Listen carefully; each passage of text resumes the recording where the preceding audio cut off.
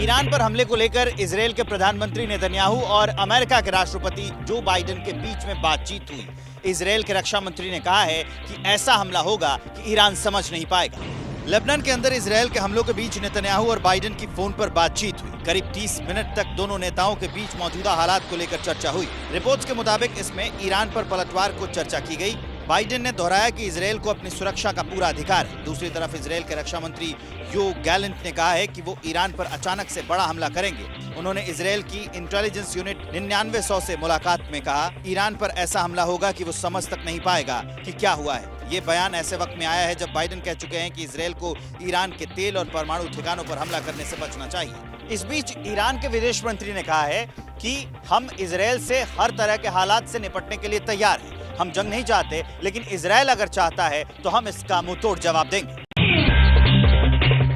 9 दिनों के ground operation के बाद लेबनान से एक चौंकाने वाली तस्वीर सामने आई। हिजबुल्लाह के गढ़ में इजरायल की सेना अपना झंडा फहराती हुई दिखाई दी।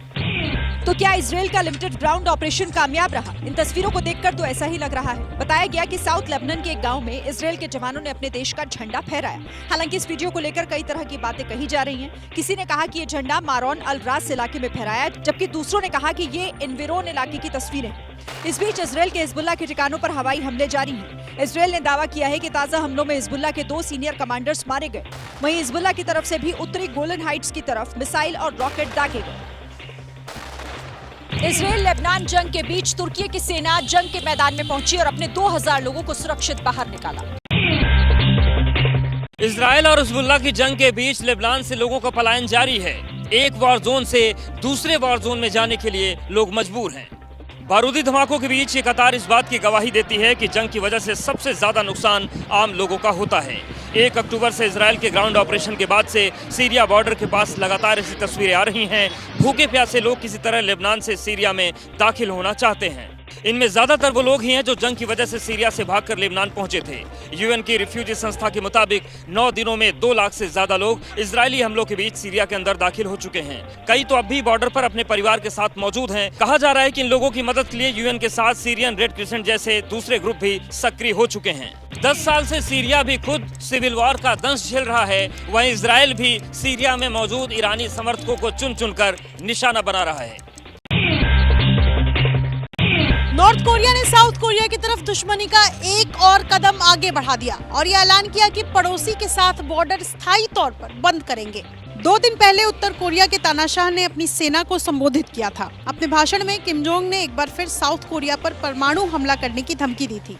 इसी के बाद उत्तर कोरिया की सेना सुपर एक्टिव हो गई और दक्षिण कोरिया वाले बॉर्डर को लेकर कई अहम फैसले लिए। कहा गया कि अब साउथ कोरिया जाने वाली सड़कों और रेलवे लाइन को स्थायी तौर पर बंद किया जाएगा। इसके अलावा सीमा से लगे इलाकों में भी किलेबंदी की जाएगी। उत्तर कोरिया की मीडिया के मुताबिक ये फैसला दक्षिण कोरिया और अमेरिका के लगातार हो रहे युद्ध अभ्यास को देखकर लिया गया और अमेरिका लगातार दक्षिण कोरिया को सपोर्ट करने की बात करता आया है।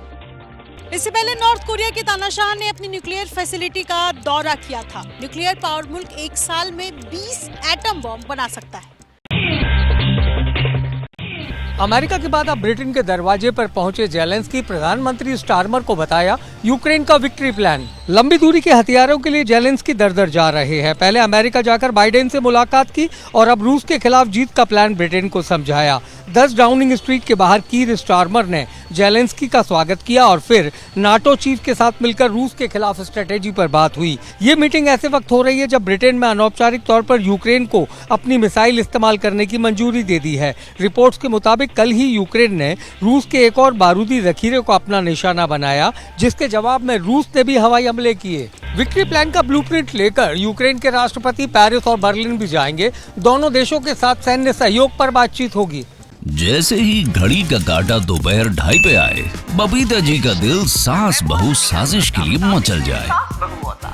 और ये है इनकी बहू, पूरे दिन ऑफिस की टेंशन हो जाए गॉन जब ये करें अपना फेवरेट शो फ्री टाइम पे ऑन। इनकी तरह आप भी देखिए अपना फेवरेट शो अपने टाइम पर और डाउनलोड कीजिए ABP लाइव ऐप अपने स्मार्ट टीवी पर।